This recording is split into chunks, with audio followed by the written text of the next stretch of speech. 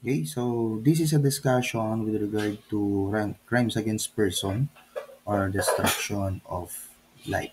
Okay, so whenever there is a killing of person, okay, para malaman natin kung anong crime ang nakomit ng specific offender, we must first take into considerations yung hierarchy of factors. Okay? Ito yung mga kino-consider muna natin para malaman natin kung anong crime ang dapat i-charge doon sa perpetrator whenever there is death involved. Okay? So, una muna is alamin muna natin yung age ng victim. Okay? Kapag ang age ng victim ay less than 3 days old, less than 3 days old, or less than 72 hours, no? Tandaan nyo ha, hindi siya saktong 3 days old. Dapat mas mababa siya sa 3 days old. Okay? If the age is less than 3 days old, kahit na magulang pa ang pumatay dyan sa bata, then the crime committed is infanticide. Okay? 11, less than 3 days old. Okay? Or less than 72 hours. Kahit na yan ay magulang or ibang tao, diba? Infanticide yan. Pero pag tungtong ng 3 days old, pataas, okay? Alamin mo na yung second considerations, yung relationship. Okay? Ano ba yan? Magkadugo ba yan? Yan ba ay anak nung perpetrator? Okay. So kung 3 days old, okay, tapos magulang yung perpetrator, then the crime is parricide. Okay? Pero kung ibang tao naman, stranger, no, to the relationship, hindi niya kamag-anak, then that will fall on murder. Okay? Murder po yung kaso ng perpetrator. Okay? Now, after the relationship, ang susunod naman pong considerations dito is the qualifying aggravating circumstances. Okay? So, ibig sabihin, pag pumasok doon sa anim na qualifying aggravating circumstances, murder po yan. Article 248 ng Revised Penal Code. Okay?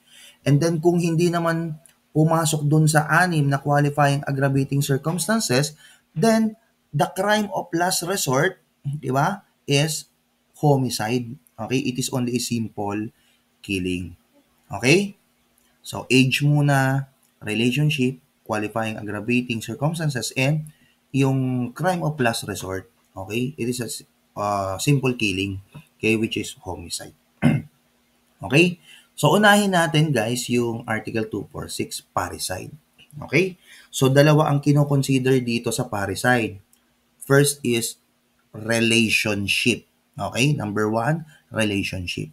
Number two, yung nature ng relationship. Okay? So, relationship, ang parricide, it is a crime committed by a person, okay, against another person, wherein they have a blood relationship. Okay? So, blood relationship. Now, relationship either by means of blood, 'di ba? Naging related sila sa isa't isa because of blood relationship or by virtue of marriage. Okay? And then pangalawa, yung nature. Yung nature dito, ito yung legitimate relationship ba yan o illegitimate relationship. Okay? So, let's talk about the characters, okay, ng Article 246. Ang Article 246, may tatlong character ito. First character is the parents and their child. Okay? So, if the parents killed their children or vice versa, the children killed his or her parents, the crime will be parricide. Okay? Yung relationship nila dito, guys, tatandaan nyo, whether legitimate or illegitimate. Okay? So, paano ba nagiging legitimate at paano ba nagiging illegitimate yung relationship? Okay? So, kapag kasi parents ay kasal, married sila, legitimate ang relationship ng parents, ng spouse, di ba? Spouse against the other spouse. Siyempre, kapag kakasal sila, kung ano ang puno siya ang bunga. Okay? Legitimate din yung children o yung child. Okay? Kuha?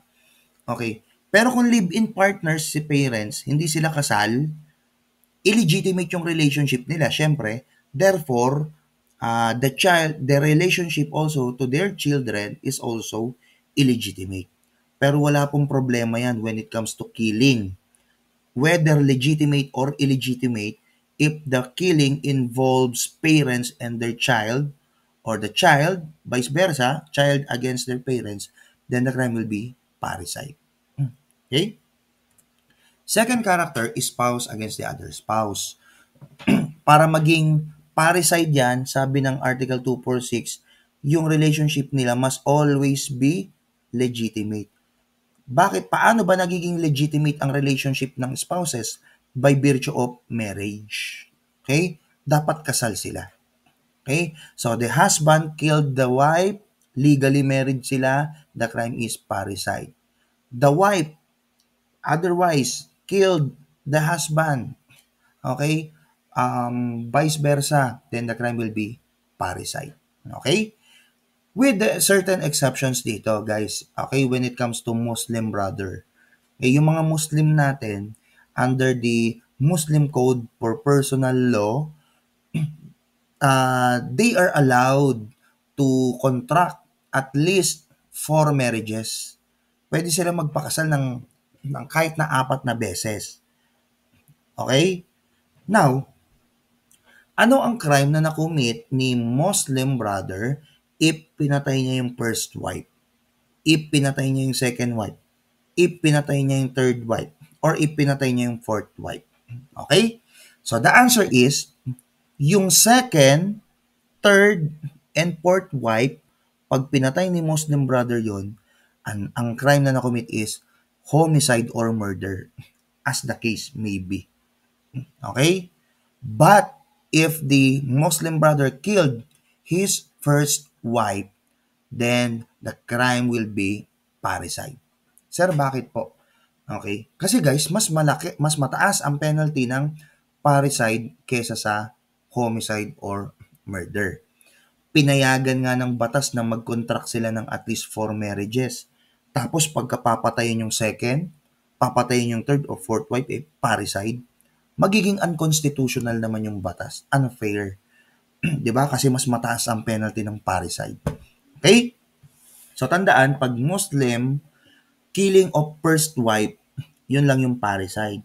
Killing of second, third, and fourth wife, yun lang yung magpo-fall ng homicide or murder. Magpo-fall siya ng homicide or murder. Okay? And then the third character, yung ascendants and descendants. Ito medyo magulo. Okay? So supposing ito yung bata, no? Ito yung anak, ito yung kanyang parents, at ito naman yung grandparents ng bata. Okay? Yung tinutukoy ng batas dito na ascendants, descendants, okay? Yung other ascendants. Okay? So to give you a better illustration, supposing itong bata, ito yung anak, yung nanay at tatay niya. Okay? So itong nanay at tatay ng bata ay yung kanyang direct ascendant. Okay? Direct ascendant. Itong lolo at lola niya, ito yung bali magiging other ascendant. Okay? Other ascendant. So, kung papatayin ni child yung kanyang other ascendants, okay? And papatayin na, or vice versa, papatayin ni grandparents yung kanyang other descendant, okay? So, kailangan guys, there must be no illegitimate relationship in the direct line. So, direct line class, ito yan. Mula dito, okay, sa grandparents, papunta dito sa mga parents niya, walang nakaharang dapat na what illegitimate relationship. Okay? So, para makita nyo, ganito yan. Itong si grandparents, kasal sila, married. So, therefore, ang relationship nila ay legitimate. Di ba? So, nagkaroon sila ng anak. Ito yung anak nila. Okay? So, therefore, yung relationship nila dun sa anak nila ay legitimate din. Now, itong anak nila nagpakasal. Okay? Nagpakasal sila, married itong dalawa. Therefore, yung relationship nitong mag-asawa ay legitimate. Okay? So, therefore, yung anak nila, okay, is also a legitimate child. Okay? So, walang illegitimate relationship in the direct line. Di ba? May nakikita ba kayong illegitimate relationship? Wala. So, therefore, kung papatayin, okay, kung papatayin itong child, yung kanyang grandparents or vice versa, si grandparents naman papatayin yung kanyang grandchild. Okay? The crime will be parricide kasi walang illegitimate relationship. Okay? Pero kung meron dyan, isa man dyan sa direct line na yan, illegitimate relationship, then therefore, it will not become parricide but murder or homicide as the case may be. Okay? Now, dito naman tayo sa ascendance. Itong anak nung grandparents, itong anak niya, direct descendant kasi pababae. Okay? At itong kanilang apo, yung kanilang other descendant. So, ganun din. There must be no illegitimate relationship in the direct line. So, therefore, para mag-fall ng parricide, there must be no illegitimate relationship in the direct line. Katulad nga nung ginawa natin kanina na illustration. Dapat walang illegitimate relationship. Okay? So, married, therefore, legitimate siya. Okay? Legitimate din itong anak nila, di ba? Okay. Itong anak nila nagpakasal, married din. Therefore, legitimate. So, yung anak nila is also legitimate. Okay? So, if the grandparents will kill their other descendants, or vice versa, then the crime will be what? The crime will be parricide. Okay?